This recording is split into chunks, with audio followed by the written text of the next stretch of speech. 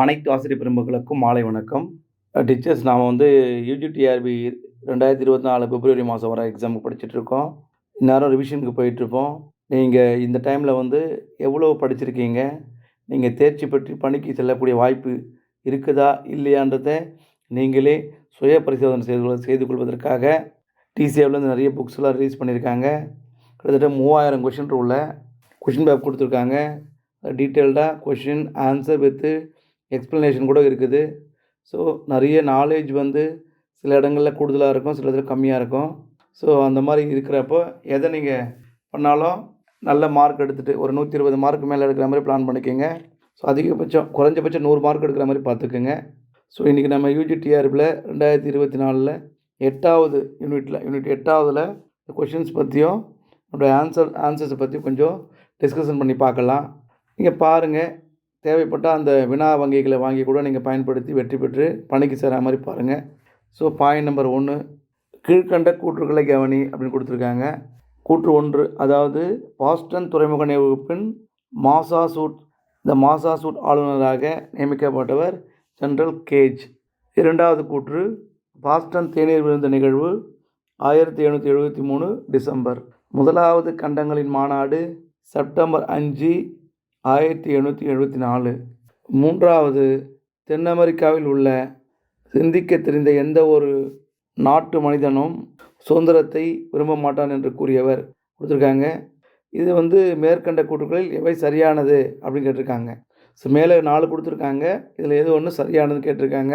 So இந்த மாதிரி வினாக்கள் கொடுக்கும்போது இது எல்லாமே நம்ம கரெக்டாக தெரிஞ்சால் தான் போட முடியும். இந்த மாதிரி உங்களுக்கு இந்த குறைஞ்சபட்சம் ஒரு 30 வரும். ஸோ கொஷின் பேப்பர் நம்ம கையில் வாங்குகிறோம், ஓமார்க் பேஸ் கொஷின் போது இந்த மாதிரி வினாக்கள்லாம் கூடுதலாக வரதுக்கு வாய்ப்பு இருக்குது. இந்த 130ல் 30 கொஷின் மேலே இந்த மாதிரி வர வாய்ப்பு இருக்குது. ஸோ மேட்ச் த ஃபாலோவிங் கூடுதலாக கேட்பாங்க. ஸோ இதெல்லாம் ஊன்று கவனிக்கக்கூடிய விஷயங்கள். இந்த ஆப்ஷன் ஏ பார்த்திங்கன்னா 2 மற்றும் 3 மட்டும், பி 4 மற்றும் 2 மட்டும் சரி, 1 2 3 மட்டும் சரி, 4 3 1 மட்டும் சரி அப்படின்ற மாதிரி இருக்குது. இப்படி பண்ணும்போது நம்ம டைரெக்டாக ஆன்சருக்கே போயிடலாம். ஏன்னா நீங்கள் கரெக்டாக படிச்சிருந்தீங்கன்னா தான் உடனே அது கெஸ் பண்ணி ஆன்சர் நீங்கள் இதுதான் சொல்ல முடியும். ஸோ இதுக்கான ஆன்சர் நம்ம பார்த்துடலாம். இதில் எது ஒன்று மட்டும் தப்பாக கொடுத்துருக்கேன், மீதியெல்லாம் சரியாக இருக்குன்னா நீங்கள் எப்படின்னு கெஸ் பண்ணணும். ஸோ விடை பார்த்தீங்கன்னா சி ஆன்சரு 1 2 3 மட்டும். இதில் ஆன்சர் வந்து சி 1 2 3 மட்டும். அப்போது இதை வந்து இப்போ 4வது ரைட் தானே சார் அப்படிங்கிற சில பேர் படிச்சிருப்பீங்க. இதில் வந்து அமெரிக்கானாவே வட அமெரிக்கா தான் எடுத்தணும். வட அமெரிக்காவில் உள்ள சிந்திக்க தெரிந்த எந்த ஒரு நாட்டு மனிதனும் இந்த 13 குடியேற்ற நாடுகளில் இந்த 13 குடியேற்ற நாடுகளில் கடைசியாக இருக்கிற ஜார்ஜியா உட்பட 13 நாட்டு மனிதனும் சுதந்திரத்தை விரும்ப மாட்டான். சிந்திக்க தெரிந்த எந்த ஒரு நாட்டு மனிதனும் சுதந்திரத்தை விரும்ப மாட்டான் அப்படி சொன்னார் தான் ஜார்ஜ் வாஷிங்டன். வட அமெரிக்காவில் சொல்லியிருக்காரு, தென் அமெரிக்காவில் சொல்லலை.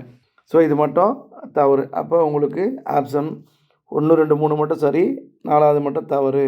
பார்த்துங்க, பாஸ்டன் இந்த தேநீர் விருந்து 1773 நடைபெற்றதுன்னு இந்த கொஷின் படிக்கிறப்போ எத்தனை பூர்வக்குடி கிளர்ச்சியாளர்கள்னா 100ன்னு தெரியணும்.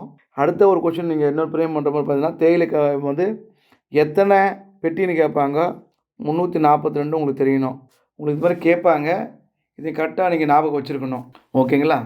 நெக்ஸ்ட் ஒன்று பார்த்தீங்கன்னா பாஸ்டன் தேநீர் விருந்து அப்படின்னு கேட்டாங்கன்னா இந்த டிசம்பர் மாதம் உங்களுக்கு வந்து 16ஆம் தேதின்னு நமக்கு தெரியணும். டிசம்பர் 1773 டிசம்பர் 16ன்னு ஒன்று தெரியணும்.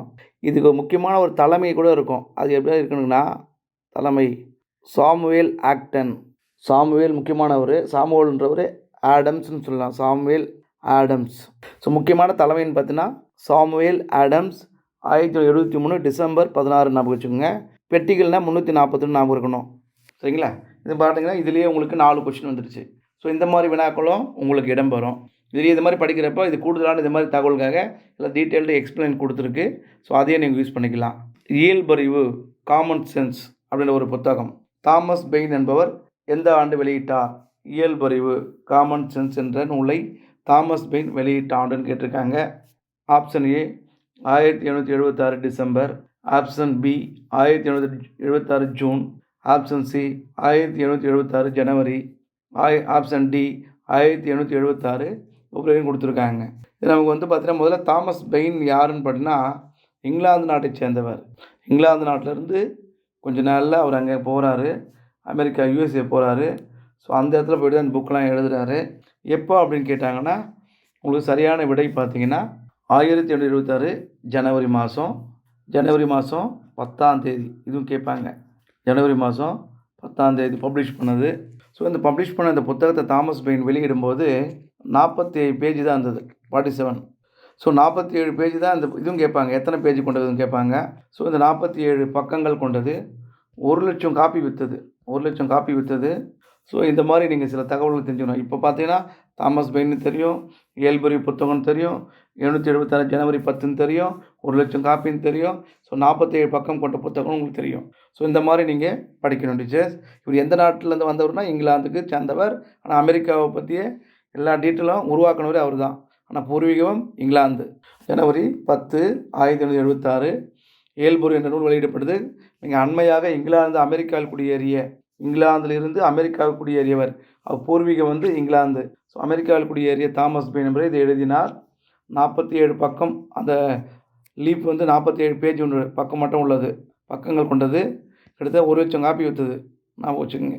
இதையும் கேட்பாங்க. ஸோ அடுத்து அதே கண்டினியூட்டி தான் இயல்பறிவு காமன் சென்ஸ் புத்தகம். மக்களின் மனங்களில் வலுதான மாற்றத்தினை ஏற்படுத்தி கொண்டிருக்கிறது என்ற கருத்தினை வெளியிட்டவர். இது ஒரு கொட்டேஷன் மாதிரி. யார் சொன்னாங்க இந்த கருத்தினை வெளியிட்டவர்னா? Option A Thomas Paine, option B George Washington, option C Thomas Jefferson, option D John Adams இருக்குது.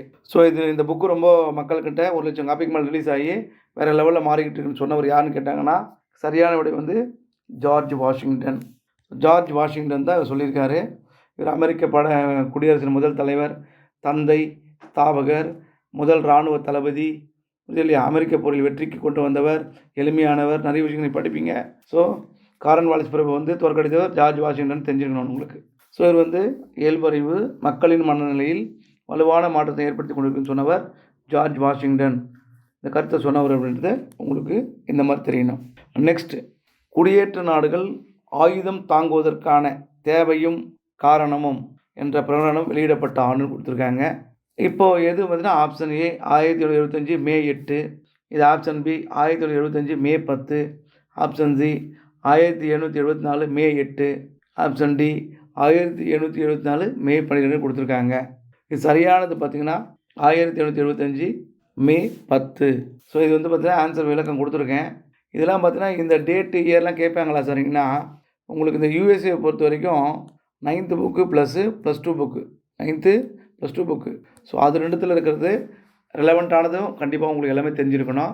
அது கூட அடிஷ்னல் பாயிண்ட்டும் தெரியணும். ஒரு 10 கொஸ்டின் எடுக்கிறாங்க அப்படின்னா 6 இப்படி வரும், 4 கொஞ்சம் அடிஷ்னலாக மாறும். ஸோ அதனால் இது எல்லாமே உங்களுக்கு தெரிஞ்சிருக்கணும். மே 10 நீங்கள் படித்து வச்சுருக்கணும். 2வது கண்டங்களின் மாநாடு மே 10 1875. ஸோ 1774 முதல் மாநாடு செப்டம்பர் 5. இது மாதிரி ஈஸியாக உங்களுக்கு தெரிஞ்சிருக்கணும். சரிங்களா? ஸோ 2வது கண்டங்களின் மாநாடு 1775 மே மாதம் 10ஆம் தேதி பிலடெல்பியாவில் கூடியது. அதில் வந்து இதே கொஷின், ஜான் ஆடம்ஸ், சாம் ஆடம்ஸ், ரிச்சர்ட் என்ட்ரி லீ, தாமஸ் ஜெஃபர்சன் ஆகியோர் மாநாட்டின் முக்கிய உறுப்பினர்கள். இதில் தாமஸ், ரிச்சர்ட் என்ட்ரி லீ குழு தலைவர் அப்படின்னு நீங்கள் தெரிஞ்சிருக்கணும். இது குழு தலைவர்னால் என்ட்ரி லீன்னு உங்களுக்கு தெரிஞ்சிருக்கணும். அடுத்தது, பாஸ்டனில் திரண்டிருந்த படையினரை கண்டங்களின் இராணுவம் என்று அறிவித்த மாநாடு ஜார்ஜ் வாஷிங்டன் என்ற அவர் வந்து இந்த படையின் தலைமை தளபதியாக நியமித்தது. ஓகேங்களா? ரைட். அடுத்ததாக பார்க்க போகிறது 3வது பார்த்தீங்கன்னா, அடுத்த 5வது கொஷினு, 1775 குடியேற்ற நாடுகளின் அஞ்சல் துறை தலைவராக நியமிக்கப்பட்டவர். ஸோ 75 யாருன்னு கேட்குறாங்க. Option A John Adams, option B Benjamin Franklin, option C John Adams, option D Richard Henry லீன்னு கொடுத்துருக்கேன். ஸோ உங்களுக்கு வந்து அஞ்சல் துறை தலைவர் அப்படின்னா ஆப்ஷன் பி பெஞ்சமின் பிராங்க்லின் அப்படின்னு உங்களுக்கு ஆட்டோமேட்டிக்காக தெரிஞ்சிருக்கணும். ஸோ பெஞ்சமின் பிராங்க்லின் வந்து இடிதாங்கியை கண்டுபிடிச்சவர் வந்து பெஞ்சமின் பிராங்க்லின். இதுலேயே அமெரிக்காவில் வந்து அலெக்சாண்டர் கிரகாம்பல் வந்து தொலைபேசி கண்டுபிடிச்சார். ஸோ இவர் வந்து பெஞ்சமின் இடிதாங்கி கண்டுபிடிச்சார். அலெக்சாண்டர் கிரகாம்பல் வந்து தொலைபேசி கணித்தவர். எலி விட்னே வந்து பஞ்சிலிருந்து கொட்டையை பிரித்தெடுக்கக்கூடிய ஒரு மிஷினை கண்டுபிடிச்சார். எலி ஆஸ்வோ தையல் எந்திரத்தை கண்டுபிடிச்சார். ஸோ இந்த மாதிரி நிறைய விஷயங்களை நீங்கள் தெரிஞ்சிருக்கணும்.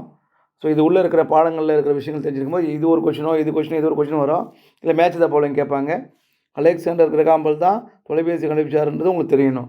ஸோ இந்த மாதிரி இது வந்து போர் தொடர்ந்த நிலையில் கண்டங்களின் மாநாடு ஒரு அரசை போலவே செயல்பட தொடங்கியது. 1775 ஜூலை மாதத்தில் அமெரிக்க பூர்வக்குடி மக்களோடு பேச்சுவார்த்தை மேற்கொள்ள ஆணையர்களை நியமித்தது. அஞ்சல் துறை ஒன்று நிறுவப்பட்டு தலைமை அதிகாரியாக பெஞ்சமின் பிராங்க்லின் அமர்த்தப்பட்டார். ஸோ இவர் வந்து அயல்நாடு உதவியை பெறுவதற்கான வாய்ப்புகளை கண்டறிய குழு ஒன்று அமைக்கப்பட்டது. அந்த குழு முதல் உதவி நாடு வந்து பிரான்ஸ். ஞாபகம் வச்சுங்க. முதல்ல உதவி செய்த நாடு எதுன்னு கேட்டாங்கன்னா பிரான்ஸு. ஞாபகம் வச்சுங்க. பிரான்ஸில் யார் அப்படின்னா லபாயத். இவர் தான் அமெரிக்க போரில் கலந்து கொண்டு ஜார்ஜ் வாஷிங்டன் வெற்றி பெறுவதற்கு பல்வேறு விதமான முன்னெடுப்புகளை செய்தவர். 6000 படைவர்களை கொண்டு இருந்தார். இவர் இங்கே ஜெயிச்சு ஓகே பண்ண பிறகு தான் பிரெஞ்சு புரட்சிக்கே போய் கலந்துக்கிறாரு. ஸோ இதை பார்த்துட்டு தான் பிரெஞ்சில் 1789 புரட்சி வெடிக்குது. ஓகேங்களா?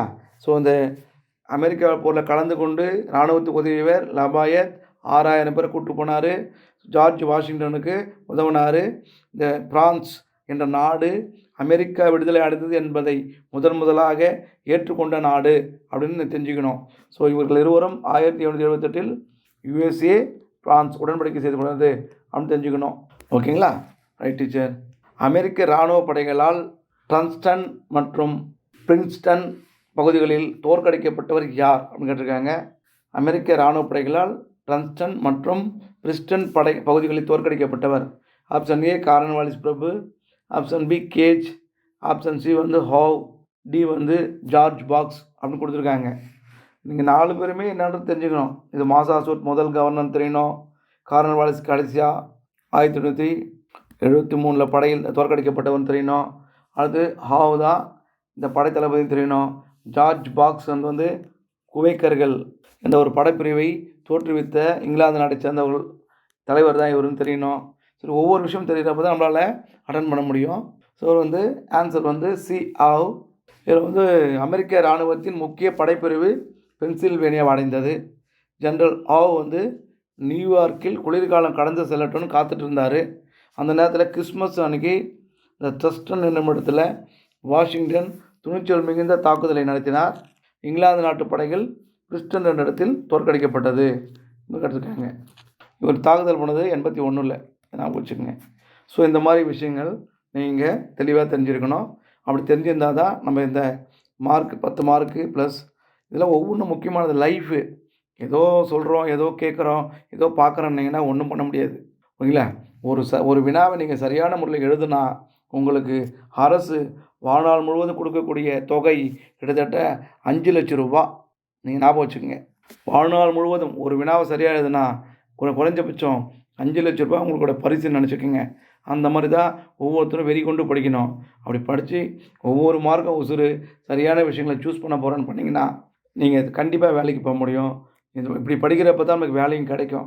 அதனால் அனைவருமே வெற்றி பெற்று பணியில் சேர என்னுடைய வாழ்த்துக்கள் டீச்சர்ஸ்.